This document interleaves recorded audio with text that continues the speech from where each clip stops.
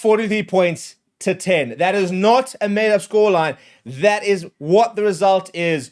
43 points to 10. The Boks have just hammered the All Blacks in Wellington. This will go down as arguably the greatest Springbok performance against the All Blacks ever.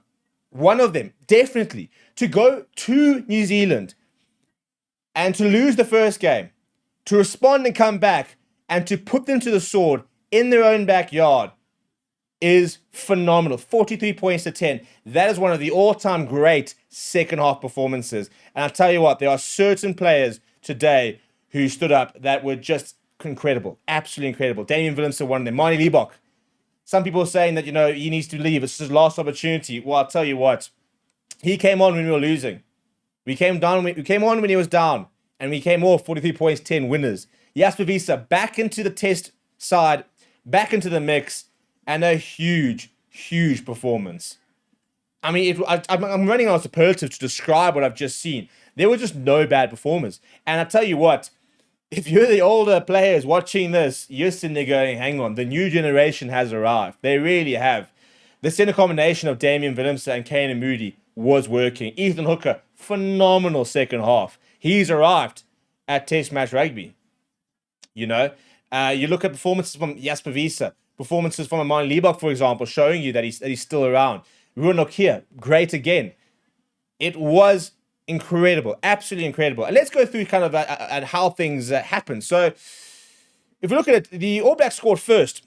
A first try for Leo Carter. It took 17 minutes. We already had a try disallowed, as well as Cheslin Colby had the ball ripped out of his hands over the try line in the early stages. So we already had that happen.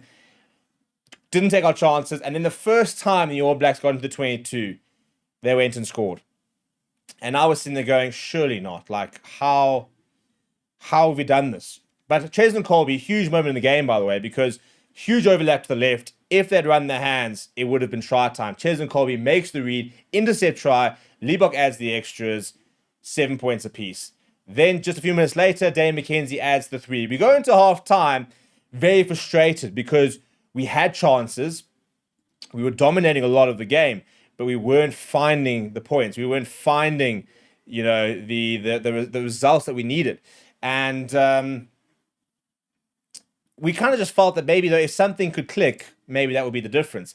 And early on in the second half, Cheslin Colby, the tries we scored in that second half were phenomenal. Absolutely phenomenal. But the break from Sia Khaleesi, all that, the hands, the step back inside, incredible try. And I said on the live stream, that hopefully is the catalyst. My word, did we not know what kind of catalyst it was. Libbok added the extras, 14 points to 10, which is where it remained for 14 minutes. It then became a bit of a slugfest where we kind of just couldn't quite find a bit of momentum and points. We were starting to win the small battles, though. We were starting to win the aerial battle. We were getting more penalties at scrum time. We were starting to find a bit of dominance. And then the floodgates opened with that Damian Willemse try. And, all of it. Stolen line out from Ruan Nokia. Goes up, comes down, takes it brilliantly. Then a couple of good carries. Then Manie Libbok throws slightly behind Damian Willemse. Willemse just grabs it, looks up. So much still to do. And he's on the literal back foot when he grabs that. What does he do? Puts his head down, steps in around, gets through 2 players, takes Finlay Christie over. Libbok adds the extras. Bang, 24 points to 10. You're thinking, right, now, maybe there's a bonus point on. Bonus point, please.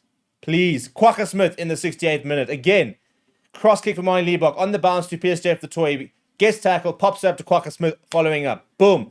4 minutes later, Arcus Neyman makes a break straight through and eventually gets his try after his first one was chalked off. Manie Libbok adds the extras. Manie Libbok, by the way, missed just 1 kick today, and some of them were from the corners.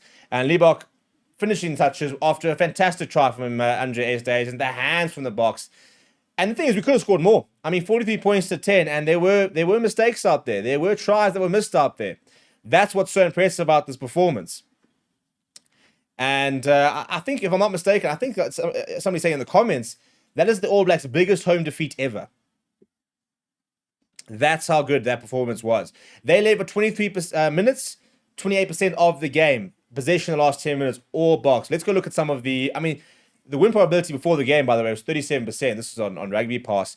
But can I just point out this stat? This stat over here.